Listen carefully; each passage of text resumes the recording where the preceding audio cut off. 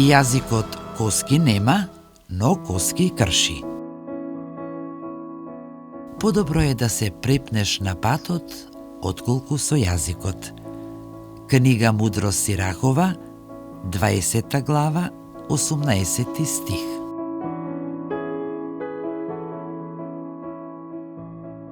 Телесниот пат бргу се пребродува, но зборот изречен без разум и воздржаност може да предизвика длабоки рани и во нас, и во ближните. Апостолот Јаков предупредува дека јазикот, иако е мал орган, сепак може да запали голем оган.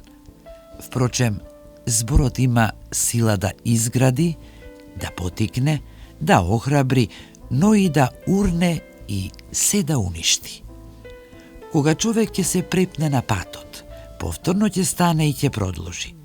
Но кога ќе се препне со јазикот, со навреда, лага или осуда, потешко му е да ги исправи последиците. Затоа мудриот човек внимава повеќе на своите зборови отколку на своите чекори.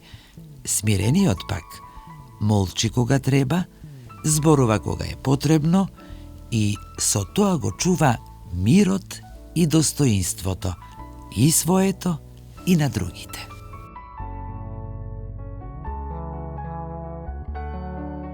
Подобро е да се препнеш на патот, отколку со јазикот.